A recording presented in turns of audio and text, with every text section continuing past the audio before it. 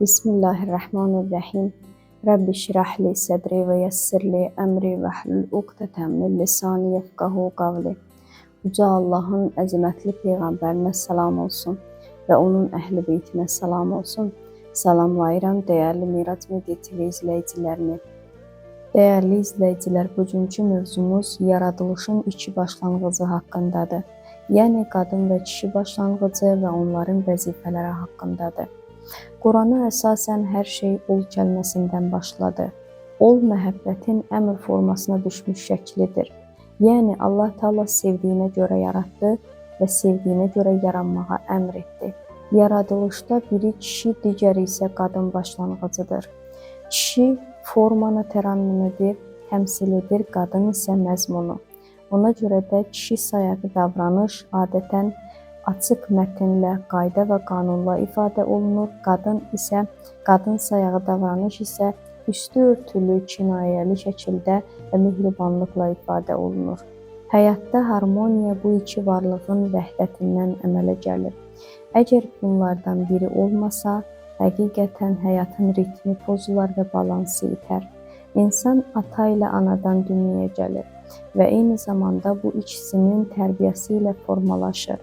Ana onu mənəvi cəhətdən, ata isə ictimai cəhətdən tərbiyə edir.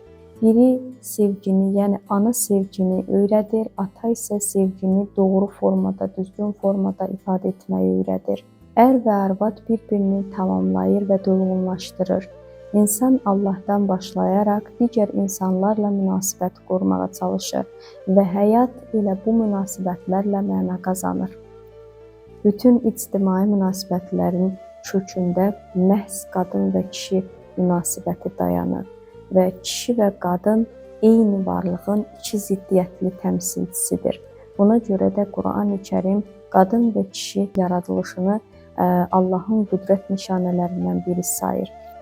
Rum surəsinin 21-ci ayəsində Allah Taala buyurur ki, və onun qüdrət nişanələrindən biri də ünsiyyətdə olmağınız üçün sizə zövcələr yaratmasıdır.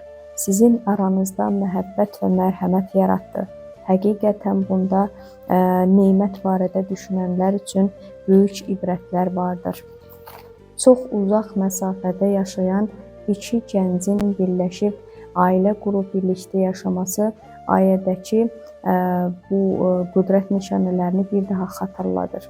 Bəli, dəyərli izləyicilər, əgər qadın və kişi ittifaqı bütün ictimai münasibətlərin kökündə dayanırsa, o zaman biz bu münasibətlərin məhz aktiv və passiv tərəfini müəyyənləşdirməliyik. Yəni, hansı tərəf təsir edəndir, hansı tərəf təsir götürən və yaxud da hansı tərəf idarə edəndir, hansı tərəf idarə olunan. Bu münasibətlərin nizamını öyrənməklə, müəyyən etməklə biz insan təbiətinə uyğun olan ən münasib ictimai xüsusiyyətləri və nizamın xüsusiyyətlərini də müəyyən etmək olar. Müsəlman fəlsəfəsindən fərqli olaraq idarəçilik mövzusu hər zaman qərb düşüncə dünyasında önəmli yer tutub və beləliklə qərb ölkələrində bu mövzu haqqında treninqlər, kurslar, seminarlar keçirilir və kadrlar yetişdirirlər, eyni zamanda cildlərlə kitablar yazılır. Amma İslam dinində idarəçilik qabiliyyəti olduqca mühüm olmasına baxmayaraq, praktikada bu sahə çox təəssüf ki, diqqətdən kənar qalıb. Halbuki dinin insanda istədiyi, formalaşdırmaq istədiyi ən ümumi xüsusiyyət insanın özünü idarə etməsidir. Özünü idarə etməyi bacaran bir şəxsiyyət təbliğata uymaz, dəblə oturub durmaz və beləliklə müstəqil bir şəxsiyyət kimi formalaşar. İnsan özünə hakim olmağı bacararsa, o zaman həyatından və özündən, varlığından həzz alacaq. Əziz izləyicilər, İslam dünya görüşünə əsasən ailə inzibati və yaxud da maddi maraqlar əsasında təşkil olunmuş bir qurum deyil. Ailə öz üzvlərinin həm maddi cəhətdən, həm mənəvi cəhətdən tələblərinin təmin edən bir təsisatdır. Varlıq aləminin kiçik bir modeli olaraq ailə də həm maddi, həm mənəvi cəhətləri özündə daşıyır. Beləliklə, burada həm qadın idarəçidir, həm də kişi idarəçidir, amma fərqli sahələrdə. Kişi ailə başçısıdır, lakin onu statusda saxlayan qadındır.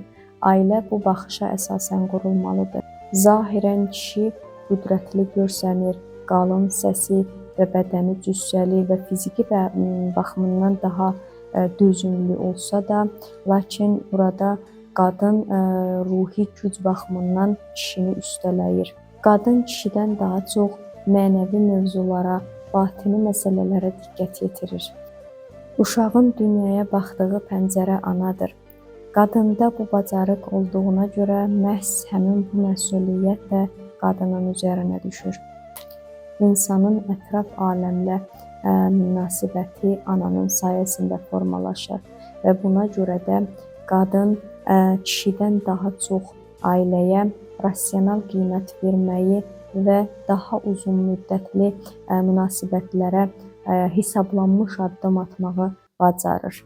Dəyərli izləyicilər, mövzumuz geniş və dərin olduğuna görə biz bu kitabı yavaş-yavaş və silsiləvi şəkildə inşallah xidmətinizə çatdıracağam. Və sağ olun, salamat qalın və Əssalamu aleykum və rəhmətullahi və bərəkətuhu.